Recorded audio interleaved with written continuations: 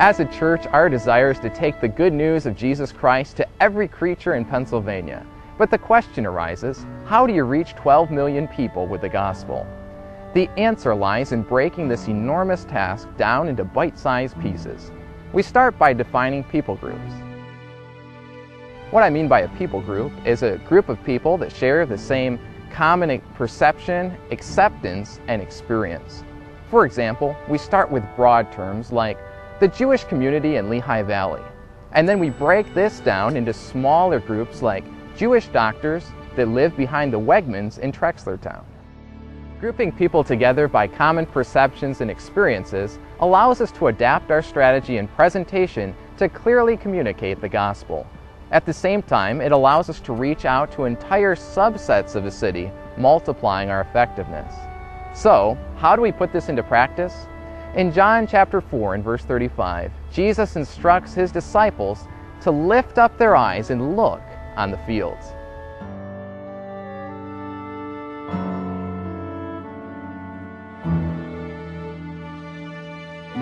Discovering a people group requires a specific focus. It requires us to look past the outward appearance in order to understand the spiritual perception and needs of the heart. For example, we recently took a trip to Easton, Pennsylvania to talk with people near the city center and to be a witness for Christ. We want to share with you some of what we found.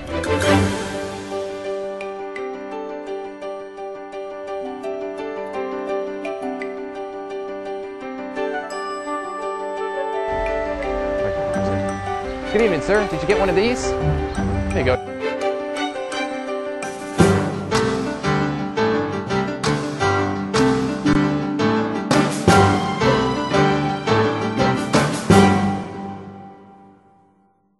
Do you consider yourself to be a good person? Actually, once in a blue moon for me. No, I think I am a good person. I just make a lot of mistakes, which everybody does. Yeah. Yes, I love God, I respect God, my God here. A relationship with God. You said? I do.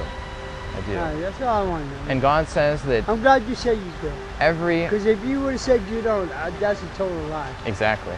The problem is this, that sin has separated you and I from God. And because of that, God will have to judge us one day. After we die, the Bible says it's appointed to men once to die, but after this, the judgment. Good intentions would be will of the flesh. Like, oh, you know what, I feel like doing good things today. And then the next one would be, yep, will of the flesh. Well, I'll let you fill that out. All right, I'm going to read more. Yeah, it's great. And if you have a question, just come up and ask. All right.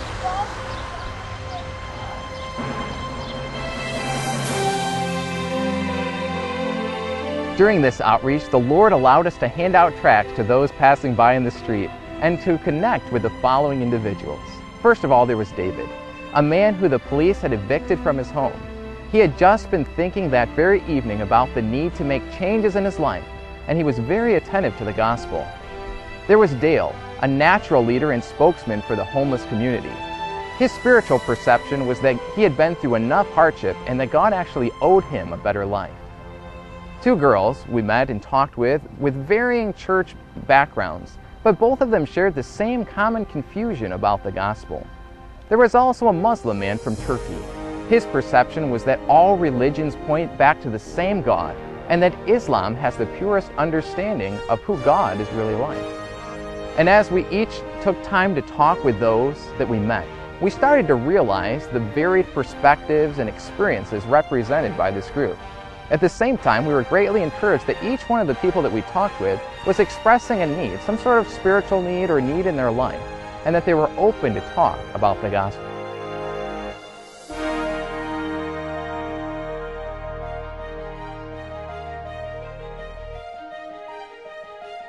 You know, we barely scratched the surface with this trip to Easton, but let me share with you a few prayer requests that we uncovered by our research.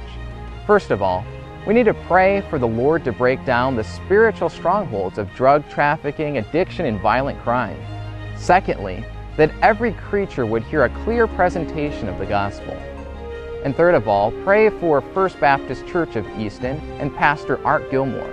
We want to pray that this church would have unity and strength in their membership, that they would be a shining light to the people around them, that they would be able to reach out to all of the different people groups in their community, and that they would have a burden to reach out, to find key men that can multiply themselves in their evangelism of the gospel.